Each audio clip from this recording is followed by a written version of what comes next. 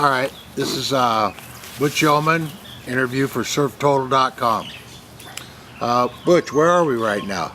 I'm at my condo at Turtle Bay on Oahu, on the north shore of Oahu, sitting in the backyard.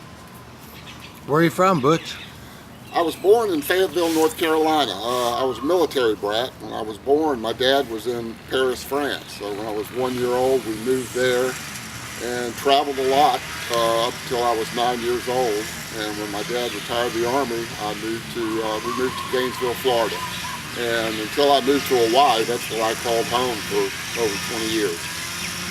What drove you into surfing?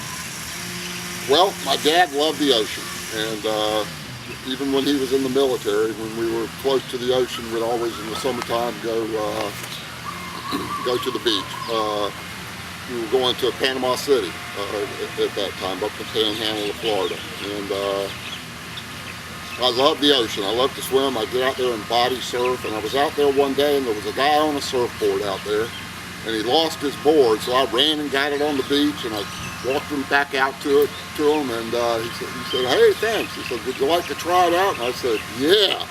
And I didn't even hardly stand up. I got up on my knees and stand up and fell down, and I knew from that point on that that's what I wanted to do. All right.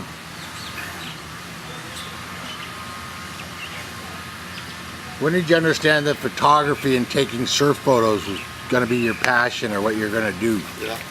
Well, all through high school and all, I enjoyed photography. I've always had a camera. I started out with the little old box cameras, but I always enjoyed taking photos.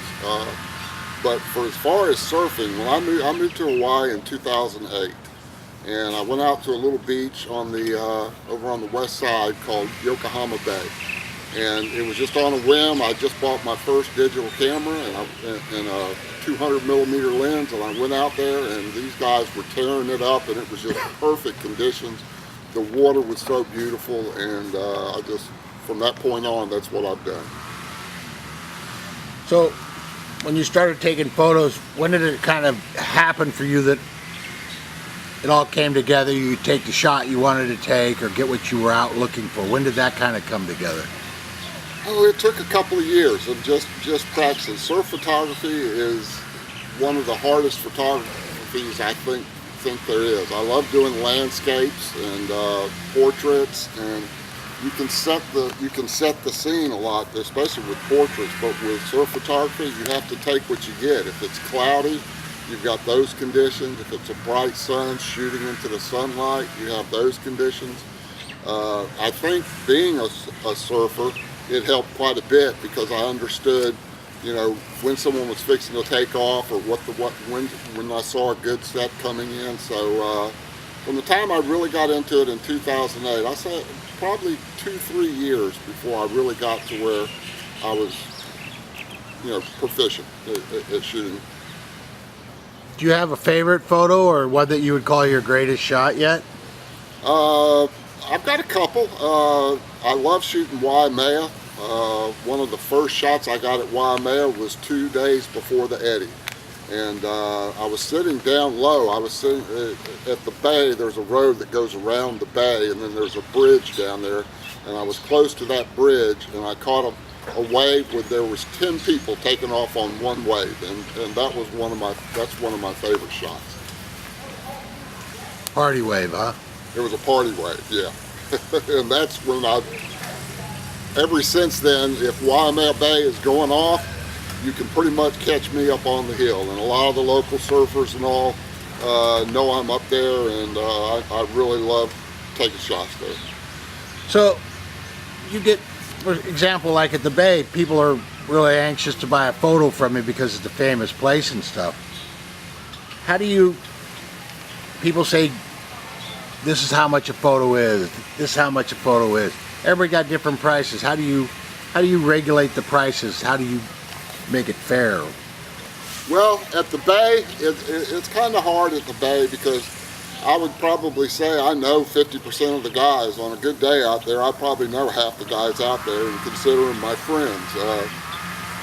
Depending on who it is, I give photos away, which I know a lot of my other photo buddies say I'm crazy doing that, but you know, it's just the stoke on these guys' face when they see their picture and all. But it just depends on what I sell them for. Anywhere from $10 to $20 a shot, depending on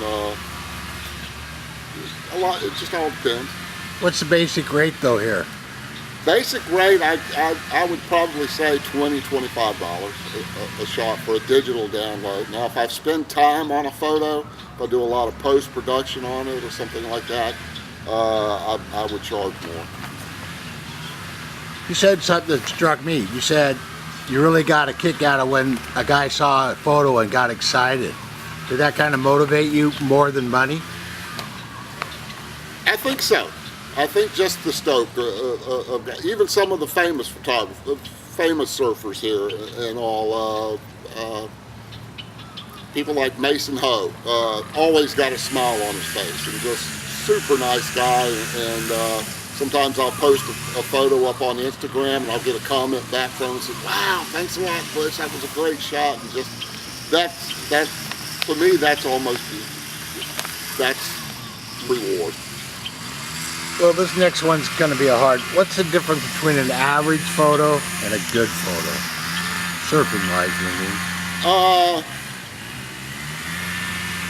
That's hard to say, you know, because it's everybody's perspective. You know, I've taken shots that I didn't think was that great. It wasn't quite in focus or something like that. And someone would look at it, or the guy that I took the photo of, say, "Oh, wow, that's such a good picture." So to me, it wasn't that great. I think in a lot of it is, especially in today, where it's digital cameras and you're not in a dark room and developing your photos and all, the camera does so much of the work. But in post-production, you can do a lot in post-production. And I think that's where the difference of an average shot or a really good shot, you can make it. With the software they have now, you can really make. What sort of tools do you use to enhance photos or crop them and stuff? What do you use? I use Lightroom. I'm pretty much 95% Lightroom. Occasionally I might go into Photoshop and do some things, but mostly Lightroom. It's a great program. Who's going to be world champ next year? Oh, goodness. I'd like to see John win it again, but there's a lot of young guys coming up right now, and it's just it's a toss-up.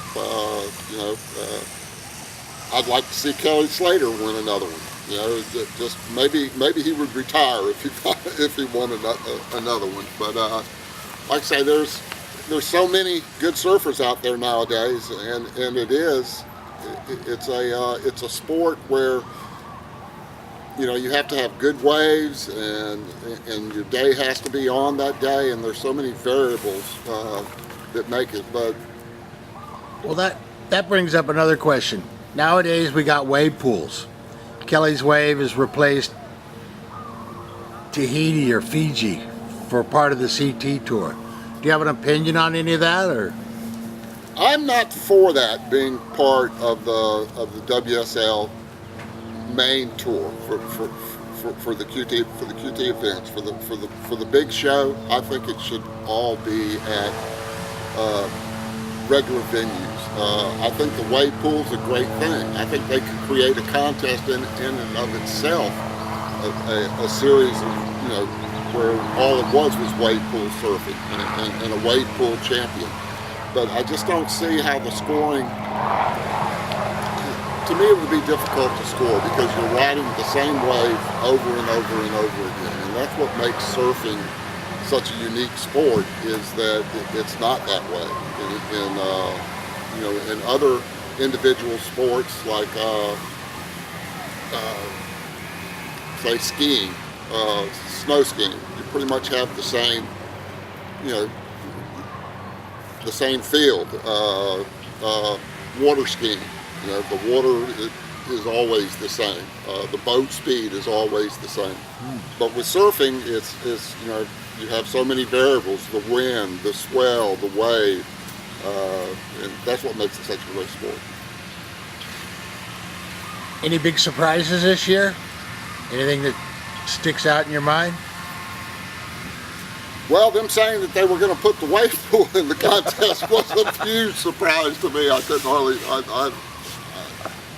It's you know, I guess it is what it is. I know there's some controversy right now, or some issues here in Hawaii with the Triple Crown and the Pipe Masters, where they're wanting to start in 2019, start the season here in Hawaii, and so there's a little bit of issue between the city, county, and WSL on the permitting. So that's something that's going to be interesting to see.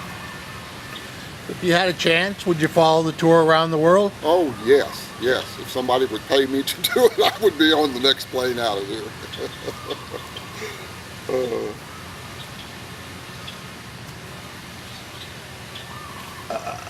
That's kind of the end of the questions, and I made up a few as we went. You want me to? That sounds good with me. You know, why I enjoy doing this so much, and one of the things I enjoy probably the most is the camaraderie I have with a lot of the local photographers here. We really enjoy shooting together. It's just almost like a club. We're always seeing each other on the beach and talking story, and it's just that's what's one of the best things about it to me is I enjoy shooting the surf, but if I'm sitting there by myself, I don't seem to have as much fun. If, like Terry, you know, Terry and I become real close friends, and we love shooting together. And you know, I have several other photog buddies that it's fun getting together and just shooting. Well, that brings up something else that's unique about you. Part of your southern style, I guess. You have a barbecue once a month for all your photographer friends. And how did that come about, and did it work out like you thought it would? What was your purpose? Yeah, we were, like I say, there was just a group of us sitting around one day and said, you know, we ought to get together and have talk story one time. And I said, well, I've got a place where I live. We've got a little pavilion right over here with a barbecue and all. And so we did it for probably about 6 to 8 months we did it. And it turned out pretty good. I'm thinking to start it up again because we had fun. Yeah, Frank could use the help, huh? Yeah. All right, thanks, Butch. That's right. Great to know, and see you on the beach. All righty, take care.